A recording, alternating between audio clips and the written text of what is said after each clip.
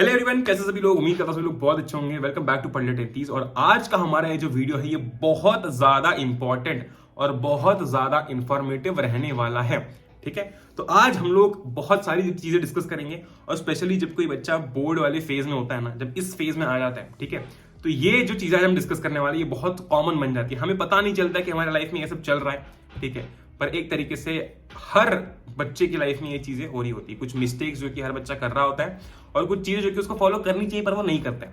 ठीक है, तो आगे हम लोग यही बात करने वाले हैं। वीडियो में आगे बढ़ने से पहले एक छोटा सा अनाउंसमेंट मैं कर दूं कि 20 मार्च के पहले हमारा पूरा जो सिलेबस है 10th का वो खत्म होने वाला है चैनल के ऊपर। ठीक है, तुम्हें शेड्यूल जो है वो देखने को मिल जाएगा कम्युनिटी टैब के ऊपर।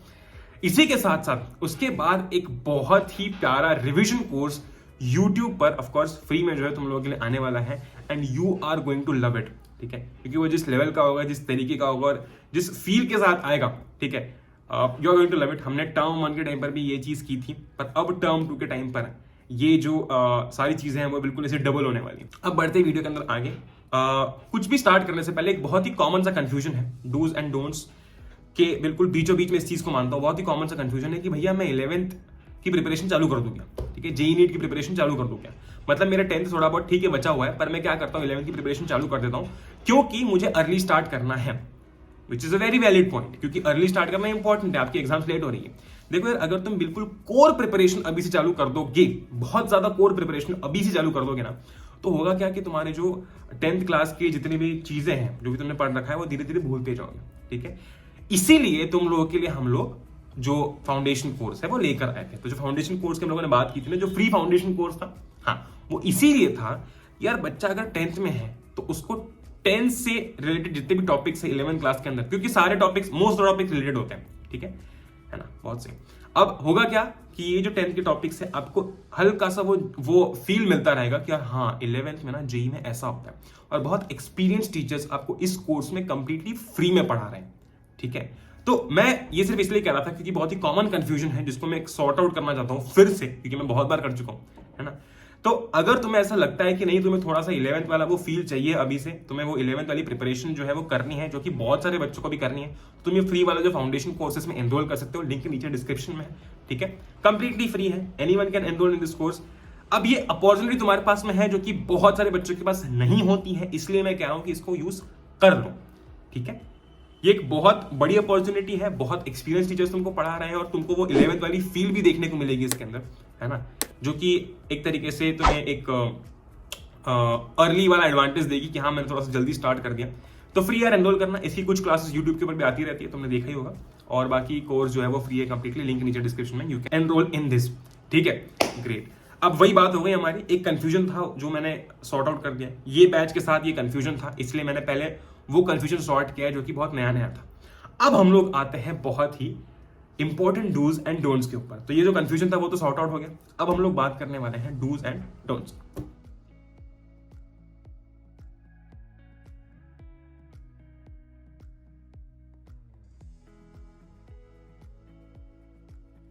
हम लोग स्टार्ट करेंगे डोंट से, ठीक है, और इन्हीं डोंट्स का जो पॉजिटिव वर्जन रहेगा वो डू रहेगा। ठीक है, मतलब जो गलतियां आपको अवॉइड करनी है ना, उन्हीं का जो पॉजिटिव वर्जन रहेगा वो आपका डू रहेगा। मैं बताता हूं कैसे। ठीक है, सबसे पहली चीज, एक बहुत मेजर मिस्टेक जो कि इस मोमेंट पर बहुत सारे बच्चे करते हैं, that is rushing behind a lot of resources. भाई यार ये रेफरेंस बुक मेरे को दे दे, भाई यार तेरे नोट्स मेरे को दे दे, यार तेरे नोट्स तो कुछ समझ में ही नहीं आ रहा है, एक काम कर तेरे नोट्स मेरे को दे दे, एक काम कर ये वाली बुक भी मेरे को दे दे। ठीक है, हम क्या करते हैं ना कि जब हमारी प्रिपरेशन इतनी तगड़ी नहीं हुई होती है तो हम ना 100 रिसोर्सेज के पीछे भागते हैं। हमको लगता है कि कमी शायद रिसोर्सेज में।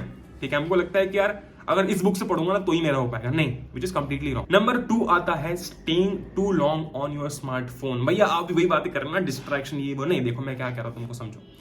पता है क्या होता है, मैं इसको ना थोड़ा सा ख्याली पुलाव से रिलेट भी करूंगा।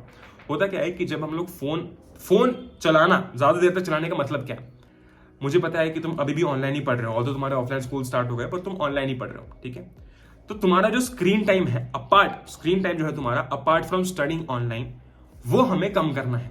रीजन ये है ना कि जब आप इंस्टाग्राम चलाते हो या फिर जब आप कोई भी सोशल मीडिया एप्लीकेशन चलाते हो या फिर कुछ भी चलाते हो, आपके दिमाग के अंदर ना बार बार ये चीज आती रहती है कुछ ना कुछ देख के। जैसे कि मान लो तुमने कोई ट्रैवल रील देख ली, ठीक है, या फिर तुमने कोई ऐसे मिलियनर बनने वाली रील देख ली, ठीक है, तो क्या होता है तो होता ये है कि दिमाग के अंदर बार बार वो घूमता रहता है कि यार पढ़ के भी क्या मतलब, एक ना एक दिन तो ये चीजें मैं करके मिलियनेयर बन जाऊंगा, या फिर यार वाह यार एग्जाम के बाद जो है ना मैं यहाँ घूमने जाऊंगा अपने दोस्तों के साथ में, मैं इधर जाऊंगा उधर जाऊंगा।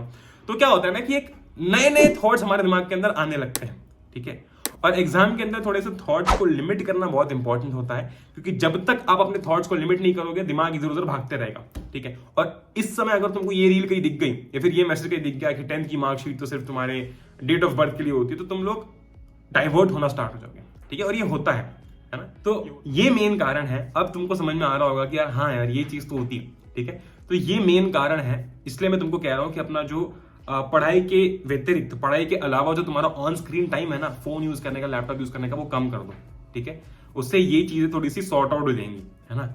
बाकी के थॉट्स, बाकी के ख्याल तुम्हारे दिमाग में नहीं आएंगे। पॉइंट नंबर 3, वेरी इंपॉर्टेंट, बहुत बड़ी मिस्टेक बहुत सारे बच्चे करते हैं।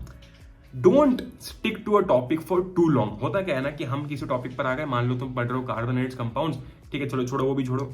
मान लो तुम पढ़ रहे हो इलेक्ट्रिसिटी में कोई पर्टिकुलर टॉपिक आया, वो तुमको समझ नहीं आ रहा, ठीक है। अब यार एक चीज समझो कि अगर तुम उस पर 2 घंटे 3 घंटे 4 घंटे 5 घंटे एक दिन लगाओगे, ठीक है, तो होगा क्या कि समय वेस्ट हो रहा है ना। समय धीरे धीरे वेस्ट हो रहा है। मैं ये नहीं कह रहा हूं कि वो टॉपिक करो मत, पर पहले यार जो बचा हुआ पोर्शन है, जो चीजें ज्यादा इंपॉर्टेंट है, ज्यादा बची हुई है ना, वो करो। क्योंकि तुम मुझे बताओ कि अगर तुमने बहुत सारा टाइम उस एक टॉपिक को करने में लगा दिया, ठीक है, तो तुम ऐसे कितने टॉपिक्स को सैक्रिफाइस कर रहे हो, है ना।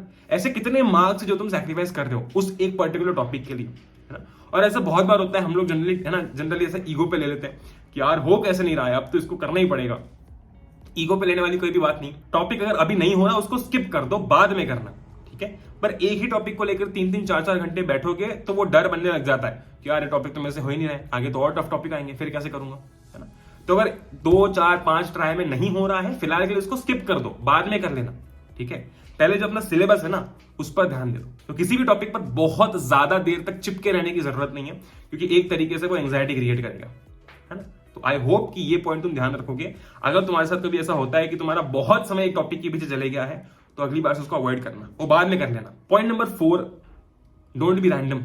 मतलब भैया, मतलब देखो, अगर आज सोने से पहले, ठीक है, तुम्हारा कल का प्लान रेडी नहीं है कि तुम्हें कल क्या पढ़ना है, तो एक तरीके से तुम रैंडम पढ़ाई कर रहे हो, है ना। मेरा कहने का मतलब यह है यार कि तुम्हारे पास एक क्लैरिटी होनी चाहिए कि आज के दिन में मुझे क्या करना है, या फिर इन अगले 3 दिनों में मुझे क्या करना है। अगर तुम बिल्कुल रैंडमली पढ़ाई करोगे कि आज उठ के सोचा क्या पढ़ना है, चलो साइंस पढ़ लेते हैं, तो साइंस कर लिया, नहीं, इससे सिलेबस बहुत रैंडमली कंप्लीट होगा। कभी पता ही नहीं लगेगा कि सिलेबस हुआ है या फिर नहीं हुआ है, ठीक है। कभी तुम खुद का वो ट्रैक ही नहीं रख पाओगे कि यार अच्छा ये मैंने कर लिया है ना। तो इसीलिए don't be random with your studies, specially in आखिरी 2 महीनों में। मैंने मेरे बहुत सारे क्लासमेट्स को, इनफैक्ट तुम्हारे सीनियर्स को भी देख रखा है, क्या करते थे ना कि बहुत ही रैंडमली पढ़ रहे हैं, मतलब जो मन में आया वो पढ़ रहे हैं। आज इंग्लिश पढ़ लिया, कल मैथ्स पढ़ लिया, परसों साइंस पढ़ लिया, आज उसके बाद सोशल पढ़ लिया, ठीक है। फिर इच्छा हुई तो एक दिन पढ़ा ही नहीं, है ना। तो कंसिस्टेंसी और रैंडमनेस जो है ना, इसका प्लीज ध्यान रखना, ठीक है। इनकंसिस्टेंट मत रहना। देखो, अगर तुम्हें किसी दिन लगता है कि बिल्कुल पढ़ने का मन नहीं कर रहा है, थोड़ा सा पढ़ लो यार, ठीक है, थोड़ा सा पढ़ लो, पर वो कंसिस्टेंसी की चेन मत ब्रेक करो, है ना। तो ये दोनों पॉइंट्स मैंने इंटर रिलेट कर दिए हैं। पहला पॉइंट तो ये है कि don't be random with your studies, जो मन में आए वो मत पढ़ना चालू कर दो। एक प्लान बनाओ कि हाँ यार ये मुझे करना है और ये मैं करूंगा, उसके हिसाब से ही चलो, ठीक है। और दूसरी चीज, इनकंसिस्टेंट मत रहो। कोई भी ऐसा दिन मत छोड़ो जहां पर तुम नहीं पढ़ रहे हो, क्योंकि अगर एक दिन गया ना तो ऐसे और 2 दिन 3 दिन चले जाएंगे, पता भी नहीं चलेगा। अब हम आ जाते हैं डूज के ऊपर। तो डूज क्या है यार? वही सारी चीजें जो हमने डिस्कस की डोंट्स के अंदर, उनका पॉजिटिव वर्जन। जैसे कि सबसे पहला पॉइंट ये है कि मेक श्योर कि आपके पास में एनसीईआरटी है, क्वेश्चन बैंक है, या फिर आपकी रेफरेंस है और आपके पास में नोट्स है, दैट इज इट। टेबल के ऊपर जब आप पढ़ रहे हो जो भी सब्जेक्ट, तो आपके सामने वही किताब है, वही पुस्तक आपके टेबल के ऊपर रखा हुआ है और आप बड़ी ही आराम से उन टॉपिक्स को, उन किताबों से, उन बुक से जो है वो पढ़ रहे हो, ठीक है। नोट्स अगर तुमको चाहिए पढ़ने के ऊपर अवेलेबल है, किसी दोस्त से अगर ले रखे हैं, वेरी गुड। अगर तुमने खुद बना रखे हैं, बहुत ही बढ़िया, ठीक है।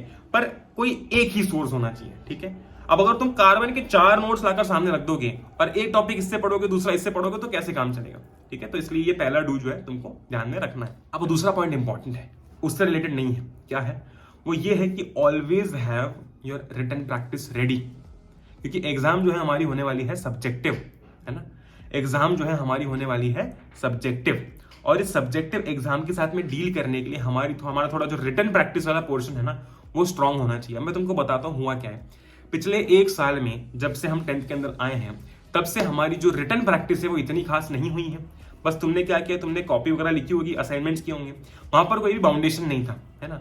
फाउंडेशन मतलब ऐसा नहीं है ना कि तुमको यार अब वो बात अलग है कि तुमने असाइनमेंट की बिल्कुल 1 घंटे डेडलाइन के 1 घंटे पहले असाइनमेंट कंप्लीट किया हो, पर मैं कह रहा हूँ कि ऐसा नहीं था कि तुमको 3 घंटे के अंदर पेपर लिखना है, तुमको 2 घंटे के अंदर पेपर लिखना है, नहीं, ठीक है, ऐसा कुछ भी नहीं था। तो हमारी वैसी रिटर्न प्रैक्टिस नहीं हो पाई है ना। इसलिए स्पेशली मैथ्स के अंदर यार और सोशल के अंदर ये चीज ध्यान रखना कि थोड़ी सी तुम लोग रिटर्न प्रैक्टिस भी करो, ठीक है। अगर 5 नंबर वाला कोई बड़ा सा सवाल है उसको कैसे फ्रेम करके हम लोग लिख सकते हैं, ठीक है, ये चीज भी प्लीज ढंग से फॉलो कर लेना, क्योंकि जब तक रिटर्न प्रैक्टिस ढंग से नहीं होगी ना पेपर छूटने के चांसेस रहते हैं, है ना। तुमने बहुत सारी बार सुना होगा, इनफैक्ट कभी हो सकता है तुम्हारा भी कभी ना कभी छूटा हो पुराने जमाने में जब ऑफलाइन स्कूल चालू हुआ करते थे, अभी भी खैर चालू हो गए पर तब की बात कर रहा हूं मैं, ठीक है। तो पेपर ना छूटे इसलिए एक सब्जेक्टिव एग्जाम वाली फील और प्रिपरेशन हमारी होनी चाहिए। अब यार एक बहुत इंपॉर्टेंट पॉइंट, अब तुम इसको समझो कि मैं तुमको बार बार रिपीट करके वही चीज बता रहा हूं, या फिर तुम समझो कि अतर भैया आप कितनी बार ये पॉइंट हमको बताओगे। मैं बताऊंगा जब तक तुम फॉलो नहीं करते हो, और वो ये है कि सैंपल पेपर जितने हो सके उतने सॉल्व करना है, ठीक है। देखो एक बहुत इंपॉर्टेंट पॉइंट ये है ना कि सैंपल पेपर आज की कहानी नहीं है, पिछले साल की कहानी नहीं है। तुम 5-6 साल पुरानी बैच से पूछो, वो भी तुमको बोलेंगे कि हाँ हमने सैंपल पेपर सॉल्व किए हैं, ठीक है, हमने PYQs किए हैं, ठीक है। ये कोई नई बात नहीं है, कोई नई कहानी नहीं है ना। तो यार ये सब चीजें फॉलो करते आ रहे, और तब तो भैया तुम्हारा जो है वो पूरा ही सब्जेक्टिव हुआ करता था, है ना। तो तब भी लोगों ने यूज किए हैं।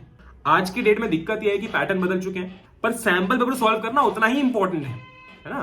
तो सैंपल पेपर जो है वो अगर तुमने अभी तक नहीं परचेज किया है, परचेज कर लो। अगर तुम्हारा सिलेबस खत्म होने वाला है, सैंपल पेपर बैठ के आराम से रोज सॉल्व करो, ठीक है। कैसे सॉल्व करना है, ऐसे सॉल्व करना है कि तुम एग्जामिनेशन के अंदर बैठे हुए हो, ठीक है। जितना भी टाइम जो है उस पेपर के लिए दिया हुआ है उतना टाइमर लगाओ, ठीक है, और उस टाइमर के अंदर अंदर पेपर खत्म करने का ट्राई करो। बॉटल लेकर बैठो, कहीं उठना नहीं है, बिल्कुल ऐसा फील आना चाहिए कि हम एग्जामिनेशन हॉल के अंदर है। अच्छा भैया अब सैंपल पेपर कौन सी यूज करें, मैंने तुमको काफी बार रिकमेंड कर रखा है, मैंने तुम्हें ओसवाल रिकमेंड कर रखा है, तुम ओसवाल जो है वो इस्तेमाल कर सकते हो, ठीक है। इसके अंदर बहुत सारी चीजें हैं, माइंड मैप्स वगैरह भी हैं, सैंपल पेपर्स हैं जो खुद तुम्हारे खुद के सॉल्व करने के लिए भी है, कुछ सॉल्व भी है, ठीक है। तो एक तरीके से ऐसा नहीं है कि आज की बात है, काफी पुराने समय से ओसवाल जो है लोग यूज करते आ रहे हैं, तो तुम भी यूज कर सकते हो, ठीक है। That is completely upon you. Also बहुत इंपॉर्टेंट पॉइंट ये है कि जब भी सैंपल पेपर सॉल्व करो, है ना, ये गलती मत करना कि अरे ये सवाल का आंसर देख लेता हूं ना, फिर बाद में नेक्स्ट सवाल से खुद से करूंगा। नहीं, जो नहीं आ रहा है उसको छोड़ो, ठीक है, जो आ रहा है वो करो, पर पेपर वाला फील होना चाहिए, ये चीज ध्यान रखना। नेक्स्ट पॉइंट जो है वेरी इंपॉर्टेंट है ना, ये चीज हमको तब रियलाइज होती है जब हमें फॉलो करते हैं, है ना। वो ये है कि आपका जो डेस्क है उसको रखो साफ, है ना। जहां पर भी तुम पढ़ने बैठ रहे हो, है ना, 2 पॉइंट्स हैं, दोनों रिलेटेड है। पहली चीज तो ये कि जहां पर भी तुम पढ़ने बैठ रहे हो उस पर्टिकुलर जगह पर सिर्फ पढ़ाई होनी चाहिए, ठीक है। उस पर्टिकुलर जगह पर तुम्हारा फोन चलाते हुए तुम खुद को नहीं दिखने चाहिए। मतलब अगर तुम पढ़ रहे हो फोन से तो बात अलग है, पर अगर तुम इंस्टाग्राम चला रहे हो, गेम खेल रहे हो, तो वो उस टेबल से उठ के होना चाहिए, है ना। टेबल से उठ के बेड पर चले गए या फिर कहीं दूसरे कमरे में चले गए, क्योंकि इस टेबल की जो फील है, जो वाइब है, वो तुम्हें ऐसे ही बनानी है कि अगर मैं इस टेबल पर आकर बैठ गया हूं तो मुझे यहां पर पढ़ाई ही करनी है, ठीक है। तो इसलिए जिस भी जगह पर तुम पढ़ते हो उस जगह को तुम ऐसा बना लो कि यहाँ पर मुझे पढ़ना ही है। अगर मैं यहाँ पर आ चुका हूं तो मेरा पढ़ाई जोन जो है वो ऑन हो चुका है, ठीक है। मेक श्योर कि ये चीज तुम फॉलो करो। And last but not the least, बहुत इंपॉर्टेंट पॉइंट है, ज्यादा लोग हमें बताते नहीं, पर वो ये है कि यार एक तरीके से ना बहुत प्रेशर है दिमाग के ऊपर, बहुत स्ट्रेस है, और वो स्ट्रेस कहीं ना कहीं बार बार हिट करते रहता है। तो हर रोज डेली बेसिस पर 10 से 12 मिनट निकालो, फोन किताबें सब साइड में रख के अपनी बालकनी में जाकर या फिर जहां पर भी तुम्हें घर पे अच्छा लगता है, ठीक है, वहां पर जाकर बैठ जाओ, है ना। और वहां पर जाकर 10 से 12 मिनट आराम से शांति से आंख बंद करके मेडिटेट कर लो, ठीक है। बस कुछ मत सोचो, बस बैठे रहो, just keep your mind blank, है ना, and be thankful for what ever you have today, है ना। और एक अंदर से मोटिवेशन लाओ कि कल मैं और अच्छा परफॉर्म करूंगा, ठीक है। With that being said, I hope all of you enjoyed this video. अगर आपको वीडियो पसंद आया सो मेक श्योर कि आप अपने दोस्तों के साथ में इसको शेयर करो, क्योंकि ऐसी चीजें शेयर करना बहुत इंपॉर्टेंट है। जिसने भी फाउंडेशन कोर्स में एनरोल नहीं किया है, मैं रिकमेंड करूंगा कि यार एनरोल कर लो, ठीक है, काफी इंपॉर्टेंट है ना। एंड बस यार मिलते हैं हम लोग अगले वीडियो में। Till then stay home, stay safe, take care and good bye.